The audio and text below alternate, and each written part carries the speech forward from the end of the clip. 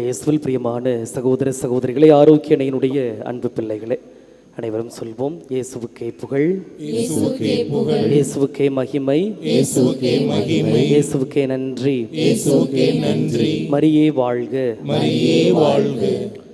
இயேசுவில் பிரியமான சகோதர சகோதரிகளே, விண்ணகத்திலிருந்து இறங்கி வந்த வாழ்வு தரும் உணவு நானே. இந்த உணவை எவராவது உண்டால் அவர் என்றுமே வாழ்வார் என்கிறார் ஆண்டவர். இந்த உயிர்ப்பின் காலத்திலே இந்த வாரம் முழுவதும் யோவான் நற்செய்தியில் நற்கருணையை பற்றி நாம் அதிகம் சிந்தித்து கொண்டிருக்கின்றோம். இன்றும் இந்த நற்கருணையை பற்றி ஒரு சில சிந்தனைகளை உங்களோடு பகிர்ந்து கொள்ள ஆசைப்படுகின்றேன். இயேசுவில் பிரியமான சகோதர சகோதரிகளே, உலகில் எல்லோருமே ஏதோ ஒன்றை பிறருக்கு கொடுத்து கொண்டுதான் இருக்கின்றோம். உலகத்தில் நாம் வாழ்கின்ற பொழுது ஏதோ ஒன்றை பிறருக்கு கொடுத்து கொண்டுதான் இருக்கின்றோம். என்ன கொடுத்து கொண்டு இருக்கின்றோம்? அன்பை கொடுக்கின்றோம், பாசத்தை கொடுக்கின்றோம், பணத்தை கொடுக்கின்றோம், துரோகத்தை கொடுக்கின்றோம், வேதனையை கொடுக்கின்றோம், துன்பத்தை கொடுக்கின்றோம், தொல்லையை கொடுக்கின்றோம். ஆக இந்த பட்டியல் நிறைய நீண்டு கொண்டே போகின்றது. நிறைய கொடுத்து கொண்டுதான் இருக்கின்றோம். பிரியமான சகோதர சகோதரிகளே, அதுபோல நமக்கு பிடித்தவர்கள் என்றால் நாம் ஒன்றை கொடுப்போம், பிடிக்காதவர்கள் என்றால் வேறு ஒன்றை கொடுப்போம். அப்படி தானே? நமக்கு ஒருத்தர் பிடிச்சிருந்துச்சுன்னா அது கொடுப்பது வித்தியாசமாக இருக்கும், பிடிக்கவில்லை என்றால் வித்தியாசமான ஒன்றை கொடுப்போம். ஆக இந்த கொடுக்கின்ற பட்டியல் கடைசி வரை நீண்டு கொண்டே போகின்றது. சில பேர் இப்போ இறப்பு அந்த சாகும் தருவாயில் கூட தொல்லையை தான் கொடுத்துக்கிட்டு போவாங்க, துன்பத்தை தான் கொடுத்துட்டு போவாங்க. சில பேர் ஆசீர்வாதத்தையும் கொடுப்பாங்க, நன்மையை கொடுப்பாங்க, நல்லா இருங்க அப்படின்னு சொல்லிட்டு இந்த பட்டியல் நீண்டு கொண்டே போகின்றது. இப்படிப்பட்ட நேரத்தில் இயேசுவும் கொடுத்தார், இயேசுவும் கொடுத்தார். ஆனால் இயேசுவினுடைய கொடுத்தல் வாழ்வாங்கு வாழ்கிறது. இயேசுவும் கொடுத்தார். அந்த கொடுத்தல், இயேசுவினுடைய கொடுத்தல் இன்று வரை வாழ்வாங்கு வாழ்கிறது. ஏனென்றால் அவர் நன்மையை மட்டும்தான் கொடுத்தார். இயேசு நன்மையை மட்டும்தான் கொடுத்தார். அவருடைய கண்கள் இரக்க மிகுந்த பார்வையை பார்த்தன, அவருடைய கைகள் ஆறுதலான ஒரு தொடுதலை கொடுத்தது, அவருடைய கால்கள் தேடி சென்றன, தேவையில் இருப்பவர்களை, துன்பத்தில் இருப்பவர்களை தேடி சென்றது. ஆக அவருடைய கொடுத்தல் அதனால்தான் இன்று வரை வாழ்வாங்கு வாழ்கிறது. உபச்சாரத்தில் பிடிப்பட்ட பெண்ணுக்கு பாவ மன்னிப்பு கொடுத்து வாழ்வை கொடுத்தார். வரி வசூலிப்பவராகிய மத்தேயுவுக்கு அழைப்பை கொடுத்தார். தொழுநோயாளரை குணமாக்கினார், சுகத்தை கொடுத்தார். அதே போல நூற்றுவர் தலைவருடைய மகனுக்கு வாழ்வு கொடுத்தார். பேதுருவுடைய மாமியாரை குணமாக்கினார். காற்றையும் கடலையும் அடக்கி அஞ்சாதீர்கள், நான் உங்களோடு இருக்கிறேன் என்ற ஒரு நம்பிக்கையை, தெம்பை, திடனை அவர் கொடுத்தார். ஆக நற்செய்தி முழுவதும் பார்த்தோம் என்றால் இயேசு நன்மையை, வாழ்வைத்தான் கொடுத்தார், அமைதியை கொடுத்தார். இந்த உலகம் தர முடியாத அமைதியை நான் உங்களுக்கு தருகிறேன் என்று சொல்லி உண்மையான அமைதியை அவர் கொடுத்தார். எல்லாவற்றையும் கொடுத்தார். இறுதியாக அவர் தன்னையே கொடுத்தார். எல்லாவற்றிற்கும் உச்சமாக, ஊற்றாக, கடைசியாக தன்னையே நமக்கு கொடுத்தார். ஒரு சிறிய கதை சொல்கிறேன். நம்ம வீட்டிலலாம் பார்த்திங்கன்னா அந்த செடி கொடி பில்லு இதெல்லாம் வளர்ந்துருக்கும். அந்த பில்லு ஒரு நாள் என்ன பண்ணுது, ஒரு ஆட்டுக்குட்டியை பார்க்குது. அந்த ஆட்டுக்குட்டி தெரியும் என்ன பண்ணணும்னா, சின்ன ஆட்டுக்குட்டி நல்லா ஓடும், ஒடியாரும், கீழே ஏறும், இறங்கும், துள்ளி குதித்து ஓடும். அதை பார்க்கவே நமக்கே ஒரு மகிழ்ச்சியாக இருக்கும். அந்த ஆட்டுக்குட்டி, அந்த ஆட்டுக்குட்டியை பார்த்தோன்னே இந்த பில்லு கேட்குது, நீ மட்டும் எப்படி இப்படி ஓடி ஆடி விளையாடுற, ஓடுற, இறங்குற, ஜாலியாக சந்தோஷமாக இருக்க, நான் மட்டும் பிடிச்சி வச்சது மாதிரி ஒரே இடத்துல இருக்கிறனே, நானும் உன்னை போல மாற வேண்டும், எனக்கு ஏதாவது உதவி செய்வியா அப்படின்னு இந்த ஆட்டுக்குட்டியை பார்த்து கேட்குது. அப்போ அந்த ஆட்டுக்குட்டி சொல்லுது, அப்படியா, இன்றைக்கி என்னை கட்டி போட்டுட்டாங்க, மாலை நேரம் ஆயிடுச்சு, நாளைக்கு காலையிலே நவுத்து விடுவாங்க, அப்போ நான் மேய வருவேன், நான் மேய வரும்போது உன்னை நான் சாப்பிட்றேன், உன்னை நான் சாப்பிட்டுட்டேன் அப்படின்னா நீ என் வயிற்றுக்குள்ளே வந்துடுவேன், நீ என் வயிற்றுக்குள்ளே வந்தீன்னா நான் எங்கெங்கெல்லாம் ஓடுறனோ, ஒடியாடுறனோ, இறங்குறனோ நீயும் என் கூட சேர்ந்தே வருவ அப்படின்னு இந்த ஆட்டுக்குட்டி வந்து புல்லுக்கு சொல்லுது. அடுத்த நாள் காலையில் அவுத்து விட்டாங்க, மேய்ஞ்சுது, புல் வயிற்றுக்குள்ளே வந்துருச்சு, இதுவும் ஓடி ஆடி விளையாடுது. இந்த ஆட்டுக்குட்டி இப்படி ஓடி ஆடி விளையாண்டுக்கிட்டு இருக்கும்போது மனுஷனை பார்க்குது. மனுஷனை பார்த்து ஆட்டுக்குட்டி கேட்குது, நீ மட்டும் இப்படி இருக்கிற, கார் ஓட்டுற, பைக் ஓட்டுற, கம்ப்யூட்டர் ஆப்ரேட் பண்ணுற, நிறையா கற்றுக்கிற, இப்போ ஏஐ டெக்னாலஜிலாம் கற்றுக்கிட்ட பயங்கரமாக இருக்கிறியே, நானும் உன்னை போல மாற வேண்டும் அப்படின்னு சொல்லிட்டு ஆட்டுக்குட்டி வந்து மனுஷனை பார்த்து கேட்குது. இப்போ மனுஷன் சொல்கிறான், அப்படியா, நாளைக்கு ஞாயிற்றுக்கிழமை சிக்கன் எடுக்கலான்னு பார்த்தேன், நீ சொல்லிட்டில, அப்போ நாளைக்கு மட்டன் தான், நான் உன்னை சாப்பிட்றேன், நீ என் வயிற்றுக்குள்ளே வந்துட்ட அப்படின்னாக்கா நீயும் என்னை போல மாறுவாய் அப்படின்னு சொல்லிட்டு அடுத்த நாள் அடித்து மட்டன் பிரியாணி வயிற்றுக்குள்ளே வந்துருச்சு ஆட்டுக்குட்டி. இப்போ சாப்பிட்டுட்டு மனுஷன் என்ன பண்ணுறான்னா, மனுஷன் கடவுளை பார்க்குறான், கடவுளை பார்த்து கேட்கிறான், கடவுளே நீங்கள் எவ்வளவு நல்லவராக இருக்கிறீங்க, எவ்வளவு தூய்மையானவராக இருக்கிறீங்க, எவ்வளவு பரிசுத்தமானவராக இருக்கிறீங்க, அப்போ நானும் உங்களைப் போல மாற வேண்டும், என்ன செய்ய வேண்டும் அப்படின்னு சொல்லும் பொழுது கடவுள் சொல்கிறார், அப்படியா, அப்போ நான் உன்னை சாப்பிட்றேன், நீ என் வயிற்றுக்குள்ளே வந்துடுவ, வந்தினா நீயும் என்னை போல மாறுவாய் அப்படின்னு கடவுள் சொன்னாரா? அப்படின்னு கடவுள் சொன்னாரா? அப்படி சொல்லலை. நான் என் உடலை தருகின்றேன், நான் என்னுடைய உடலை தருகின்றேன், நீ அதை உண், நீ அதை சாப்பிடு, நீ சாப்பிட்டினா நீயும் என்னை போல மாறுவாய். கடவுளுடைய பேரன்பு எவ்வளவு பார்த்தீங்களா? நீ என்னை போல மாறணுமா? மனிதனாக இருக்கிற ஒரு புனிதனாக மாறணுமா? இல்லை புனிதனாக மாற வேண்டாம், அட்லீஸ்ட் நல்ல மனிதனாவது இருக்க வேண்டுமா? அப்போ நான் என்னுடைய உடலை தருகின்றேன், நீ அதை சாப்பிடு, நீயும் என்னை போல மாறுவாய், நல்ல மனிதனாக இருப்பாய், அல்லது நல்ல புனிதனாக மாறுவாய் என்று கடவுள் சொல்கிறார். இது உண்மைதானே? கடவுளுடைய பேரன்பு எவ்வளவு பெரியது! ஏதோ படைச்சி இப்படி விட்டுட்டோம் அப்படிலாம் கிடையாது. கடைசி வரை, அந்த நொடி வரை நம்மோடு இருக்கின்றார். அதனால்தான் திருச்சபையினுடைய சங்க ஏடுகள் இவ்வாறாக சொல்கின்றது, நற்கருணை தான் இந்த திருச்சபையின் ஊற்றும் உச்சமும் மையமுமாக இருக்கிறது என்று சொல்கிறது. நற்கருணை திருச்சபையினுடைய ஊற்றும் உச்சமும் மையமுமாக இருக்கிறது என்று திருச்சபை சொல்கிறது. இப்படி ஜான் மரிய வியானி மிக அருமையாக சொல்வார் நற்கருணையை பற்றி. அவர் சொல்கிறார், கடவுள் இந்த நற்கருணையை நமக்கு மிகப்பெரிய பரிசாக, மிகப்பெரிய கொடையாக கொடுத்திருக்கிறார். ஏன் தெரியுமா? இந்த நற்கருணையை தாண்டி அல்லது இந்த நற்கருணையை விட மேலான ஒன்றை அவர் கண்டுகொள்ளவில்லை. அப்படி மேலான ஒன்றை கண்டுகொண்டார் என்றால் அதை நமக்கு பரிசாக கொடையாக கொடுத்திருப்பார். அதற்கு மேலே வேறு எதையும் பார்க்கல.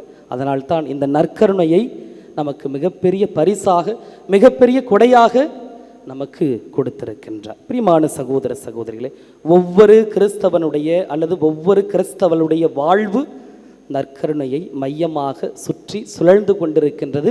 அப்படிதான் நம்முடைய வாழ்வும் சுழல வேண்டும். மத்தேயு நற்செய்தி அதிகாரம் 8:26 இவ்வாறாக வாசிக்கிறோம், ஏன் அஞ்சுகிறீர்கள்?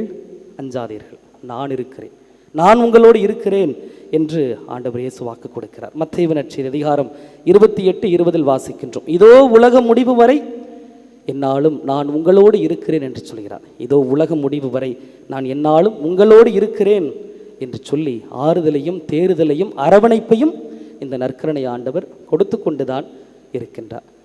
நான் சிறு பிள்ளையாக இருக்கின்ற பொழுது என்னுடைய பங்கு தந்தை சின்ன பிள்ளையாக இருக்கும் பொழுது ஃபாதரோட பைக்கில் தான் பின்னாடி உட்காந்துக்கிட்டு போவோம், ஸ்டோலு தீர்த்தம்லாம் எடுத்துக்கிட்டு ஃபாதரோட போவோம். அப்போ ஒரு முதல் வெள்ளிக்கிழமை ஒரு நோயாளிக்கு நன்மை கொடுக்க வேண்டும், அந்த பூசை முடிஞ்சோடனே வா நன்மை கொடுத்துட்டு வரலாம் அப்படின்னு சொல்லிட்டு நானும் போகிறேன். பின்னாடி பேக்கெல்லாம் கையில் வச்சுக்கிட்டு பைக்கில் உட்காந்துருக்கேன். அந்த வீடு ஒரு வயல்வெளிகளுக்கு இடையில் இருக்கிறது. அந்த வீட்டுக்கு சென்று சேர வேண்டும் என்றால் ஒரே ஒரு வரப்பு மட்டும்தான் இருக்குது, அதில் பைக் ஓட்டிக்கிட்டு போகணும். ஒரு புறம் பார்த்தால் ஒரே முள் செடி, ஒரு புறம் பார்த்தால் வாய்க்கால் ஓடிக்கொண்டிருக்கிறது. நடுவில் இந்த வரப்பில் நாங்கள் சென்று கொண்டிருக்கின்றோம். அப்படி சென்று கொண்டிருக்கின்ற பொழுது ஒரு 2 மாடு அங்கேருந்து தெரிச்சு ஒடியாரு. நான் சொல்கிறேன், ஃபாதர் மாடு வருது ஃபாதர், பயமாக இருக்குது ஃபாதர் அப்படின்னு சொல்கிறேன். அவர் சொல்ல, நீ சும்மா உட்காரு அப்படின்னு சொல்கிறார். அவங்க பெரியவங்க, நான் சின்ன பிள்ளையில் பயமாக இருக்குது ஃபாதர், பயமாக இருக்குது ஃபாதர், இந்த பக்கம் வாய்க்கா விழுந்தோம்னா காளி, இந்த பக்கம் முள் செடி, கீழே விழுந்தோம்னா குத்தி ரத்தம் வந்துடும், பயமாக இருக்குப்பா, நீங்கள் பைக்கை நிப்பாட்டுங்க ஃபாதர், கீழே இறங்கிடுவோம் அப்படிங்கிற அந்த பங்கு தந்தைக்கு ஏதோ ஒரு அசாத்திய நம்பிக்கை. நீ சும்மா உட்கார் அப்படின்னு சொல்லிட்டு அவர் பைக்கை நிப்பாட்டாமல் அப்படியே ஓட்டிகிட்டு போனார். டு மை சர்ப்ரைஸ், போகும்போது பார்த்தோம் அப்படின்னா அந்த மாடு அவ்வளோ தூரம் கிட்ட பைக்கு கிட்ட நெருங்கி வந்து அப்படியே போயிடுச்சு, விலகி போயிடுச்சு. அப்போ அந்த பங்கு தந்தை எனக்கு சொன்னார், நம்மோட யார் தெரியுமா இருக்கா, யார் எடுத்துக்கிட்டு போகிறோம்? நற்கருணை ஆண்டவர் எடுத்துக்கிட்டு போகிறோம். நன்மை கொடுக்கறதுக்கு, நோயாளிக்கு நன்மை கொடுப்பதற்கு நற்கருணை ஆண்டவர் எடுத்துக்கிட்டு போகிறோம். அவர் நம்மோடு இருக்கிறது மாடாவது ஆடாவது யாராவது ஒன்றும் கிடையாது, அமைதியாக உட்கார் அப்படி என்று அந்த ஒரு நற்கருணை மீது உள்ள விசுவாசத்தை ஊட்டி வளர்த்தார்கள். அப்பொழுது அந்த ஒரு நம்பிக்கை தெம்பு பிறந்தது. அதனால்தான் சொல்ல, இதோ உலகம் முடியும் வரை என்னாலும் நான் உங்களோடு இருக்கிறேன். ஒரு நிமிஷம் கூட ஆப்சண்ட்டை போடுறது கிடையாது, லீவ் லெட்டர் கொடுக்கறதெல்லாம் கிடையாது. இதோ உலக முடிவும் வரை என்னாலும் நான் உங்களோடு இருக்கிறேன் என்று ஆண்டவர் சொல்கிறார். ஆக நற்கரனுடைய பெருமையை பற்றி இவ்வாறாக சிந்தித்து கொண்டிருக்கின்ற இந்த வேளையில் நமக்கு ஒரு கேள்வி எழலாம். நான் நற்கரனை உட்கொள்கிறேன், திருப்பலியில் பங்கெடுக்கின்றேன், ஆனால் ஒன்றும் நடக்க மாட்டேதே ஃபாதர், கஷ்டமாக இருக்குது, துன்பமாக இருக்குது அப்படின்னு நம்ம சொல்கிறோம். ஆனால் நாம் எப்படிப்பட்ட மனநிலையோடு அந்த நற்கருணை ஆண்டவரை பெறுகிறோம் என்பதில் சிந்திக்க வேண்டும். யோவான் நற்செய்தி அதிகாரம் 13, 26, 27 இவ்வாறாக வாசிக்கின்றோம். யோவான் நற்செய்தி, இயேசு அப்பத்துண்டை தோய்த்து யூதாசிற்கு கொடுத்தார். அதை 27வது வசனத்தில் வாசிக்கின்றோம். அந்த அப்பத்துண்டை பெற்ற பிறகு சாத்தான் அவனுக்குள் உள்ளே நுழைந்தான் என்று நாம் வாசிக்கின்றோம். இயேசு எல்லோருக்குமே, அந்த திருத்தூதர்கள் எல்லோருக்குமே ஒரே அப்பத்துண்டை தான் கொடுத்தார். யூதாசுக்கு மட்டும் எப்படி சாத்தான் உள்ளே புக முடியும்? அவனுடைய மனநிலை, எப்படிப்பட்ட மனநிலையில் அவன் பெற்றுக்கொண்டான் என்பதில் தான் இருக்கிறது. நாம் பரம்பரை கிறிஸ்தவர்களாக இருக்கலாம், அல்லது பாரம்பரியமாக கிறிஸ்தவர்கள் குடும்பங்களாக இருக்கலாம். ஆனால் அந்த திவ்ய நற்கருணை ஆண்டவரை எப்படிப்பட்ட மனநிலையோடு வாங்குகின்றோம் என்பதில் தான் அடங்கி இருக்கின்றது. பிரியமான சகோதர சகோதரிகளே, கீரியும் பாம்பும் இருக்குது. அந்த பாம்பு கீரியை கொத்திருச்சுன்னு வச்சுங்களேன், சண்டை போடும் கீரியும் பாம்பும். அப்போ அந்த பாம்பு கீரியை கொத்திருச்சுன்னா அந்த கீரி என்ன பண்ணுமா, உடனே ஓடி போய் ஒரு மூலிகை செடி இருக்குமா காட்டுக்குள்ளே, அதுக்குள்ளே உருண்டு பிறண்டு அந்த விஷத்தை முறிச்சிருமா. ஏன் சொல்கிறேன் என்றால், நம்முடைய வாழ்க்கையிலும் துன்பம் கஷ்டம் உண்டு, நிறைய விஷம் போன்ற காரியங்கள் எல்லாம் நம்முடைய வாழ்க்கையில் உண்டு. அந்த விஷத்தை முறிக்கக்கூடிய அருமருந்து 2. ஒன்று நற்கருணை ஆண்டவர், மற்றொன்று இறை வார்த்தை. அதைத்தான் இந்த முதல் வாசகத்தில் நாம் படித்தோம். அந்த அமைச்சருக்கு இறை வார்த்தை கொடுக்கப்படுகிறது, திருமுழுக்கு பெறுகிறார்கள். இந்த வாழ்க்கையினுடைய விஷங்கள் எல்லாம் உரிக்கப்பட கடவுள் கொடுத்திருக்கின்ற அருமருந்து 2. ஒன்று நற்கருணை ஆண்டவர், மற்றொன்று இறை வார்த்தை. பிரியமான சகோதர சகோதரிகளே, நாம் நிறைய உலக காரியங்களுக்கு அடிமைகளாகிவிட்டோம். we become addict for so many things, worldly things. நிறைய விஷயத்துக்கு அடிக்ட் ஆகிட்டோம், அடிமை ஆகிட்டோம். என்ன விஷயம் சொல்லலாம்? நிறைய சொல்லலாம். டிவிக்கு அடிக்ட் ஆகிட்டோம், மொபைலுக்கு அடிக்ட் ஆகிட்டோம், டீ குடிக்கிறதுல அடிக்ட் ஆகிட்டோம், காஃபி குடிக்கிறதுல அடிக்ட் ஆகிட்டோம். காஃபி டீ குடிக்கலாம் சில பேர் காலையிலேயே ஒரு மாதிரி ஆகிடும். நியூஸ் பேப்பருக்கு அடிக்ட் ஆகிட்டோம், சீரியல் பார்க்குறதுக்கு அடிக்ட் ஆகிட்டோம். அப்படி சொல்லிட்டு நிறைய விஷயத்துக்கு அடிக்ட் ஆகிட்டோம். நானும் இன்று உங்களை ஒரு சில ஆன்மீக காரியத்திற்கு அடிக்டாக, அடிமைகளாக மாற அழைப்பு விடுக்கின்றேன். எதற்கு அடிக்ட் ஆகணும்? நற்கருணை ஆண்டவர் சந்திப்பில் நீங்கள் அடிமைகளாக மாறுங்கள், அடிக்ட் ஆகுங்க. ஜபமாலை சொல்வதில் அடிக்ட் ஆகுங்க, அடிமைகளாக மாறுங்க. ஒரு திருப்பலிக்கு முன்பாகவோ அல்லது திருப்பலி முடிந்தோ ஒரு நற்கருணை ஆண்டவரை சந்திப்பது ஒரு 15 நிமிஷமாக இருக்கலாம், அவரை சந்திக்கலாம். அதோடு கூட சேர்த்து ஒரு 15 நிமிஷம் ஜபமாலை சொல்கிறதா இருக்கலாம்.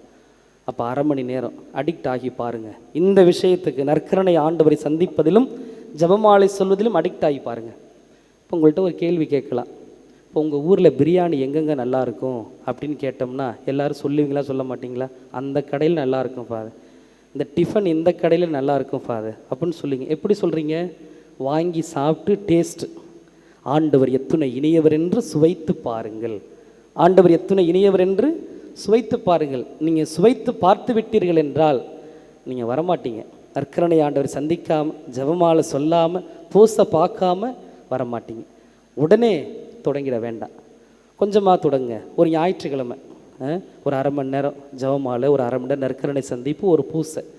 இதில் நீங்கள் அடிக்ட் ஆகிட்டீங்க, அடிமைகள் ஆகிட்டீங்கன்னா உங்களுக்கே வந்துடும். அப்போ சனிக்கிழமையும் போகலாமே, அப்போ வார நாட்களில் லீவு இருக்கும் போது கொஞ்சம் கவர்மெண்ட் ஹாலிடேஸ்லாம் வரும்போது கோயிலில் போய் கொஞ்சம் நேரம் செலவு செய்யலாமே அப்படின்னு சொல்லிட்டு, அப்போ நம்முடைய கோவில்கள் எல்லாம் திறக்கப்படும். மூடி வச்சுருக்காது. காலையில் பூசை முடிஞ்சோன்னே சாத்துற கோவில் அடுத்த நாள் திறக்கிற நிலைமை இருக்காது, எல்லோருமே வருவோம். அப்போ இதற்கு நாம் அடிமைகளாக மாற அழைக்கப்படுகின்றோம். எப்படிப்பட்ட மனநிலையில் நாம் அந்த நற்கருணை வாங்குகின்றோம் என்பதையும் நாம் சிந்தித்து பார்க்க வேண்டும். இப்போ எல்லாம் எங்கேயும் போய் மாய மந்திரம் அதெல்லாம் செய்ய வேண்டாம், சூனியம்லாம் வைக்க வேண்டாம். நம்முடைய சிந்தனையே போதும், அப்படி தானே? முன்னாடியெல்லாம் செலவு செஞ்சு போய் வைப்போம், இப்போ அப்படிலாம் வைக்க வேண்டாம். அப்படிப்பட்ட நிலைமை இல்லை. ஏன்னா நம்முடைய சிந்தனையே மற்றவர்களை அழித்து ஒழித்து விடுகிறது, அப்படி தானே? நல்லா முகத்தை சிரிச்சிட்டு கையை கொடுப்போம், நல்லா இருக்கிறீங்களா அப்படின்னு சொல்லுவோம். ஆனால் மனசுக்குள்ள என்ன சொல்லுவோம்? நாசமாக போகணும் அப்படின்னு நினச்சிக்கிட்டு தான் சொல்லுவோம். அப்போ நம்ம சிந்தனையே நிறைய தீமைகளை உருவாக்குகின்றது. எப்படிப்பட்ட மனநிலையோடு நாம் அந்த நற்கருணை ஆண்டவரை வாங்குகின்றோம்? முன்பெல்லாம் மறைக்கல்வியில் சொல்லி கொடுத்துருப்பாங்க, திவ்ய நன்மை வாங்குவதற்கு 1 மணி நேரத்திற்கு முன்னதாக எதுவும் சாப்பிடக்கூடாது அப்படின்னு சொல்லுவோம். இப்போ அந்த சட்டங்கள் எல்லாம் காற்றில் பறக்க விடப்பட்டு விட்டது. முன்னாடியெல்லாம் புதுநன்மை வாங்கிறதுக்கு அம்மா அப்பா பிள்ளைங்களை கூப்பிட்டுக்கிட்டு வருவாங்க, அம்மா அப்பா பிள்ளைங்களை கூப்பிட்டு வருவாங்க, நடந்த காரியம். இப்போ யாரோ ஒருத்தர் அனுப்பி வைக்கிறாங்க. யாருப்பா நீ? எங்கள் அம்மா அப்பா. அப்பா ஆன்லைன் கிளாஸில் இருக்கிறாரு, அதனால் பிள்ளைய அனுப்பி வச்சாங்க. எதுக்கு? புதுநன்மை வாங்கிறதுக்கு. பார்த்தீங்களா நிலைமை எப்படி போயிட்டுருக்குன்னு? பிள்ளைக்கு புதுநன்மை வாங்கிறதுக்கு யாரோ ஒருத்தர், இந்த கைடுன்னு சொல்லுவாங்கல்ல, இடைத்தரகர்கள்னு, ஆன்மீக காரியத்திற்கு இப்போ இடைத்தரகர்கள் வந்துட்டாங்க போல். அப்போ நற்கருணை பக்தி எப்படிப்பட்டதாக இருக்கும்? அப்புறம் சொன்னேன், போய் வர சொல்லுங்கள், வந்தால் தான் நான் புது நன்மை கொடுப்பேன், இல்லைன்னா கொடுக்க மாட்டேன். அப்போ ஆன்மீக காரியத்தில் எவ்வளவு நம்ம போயிட்டுருக்குறோம் அப்படி என்று சிந்திக்க வேண்டும். நானே வாழ்வு தரும் உண்மையான அழியா உணவு.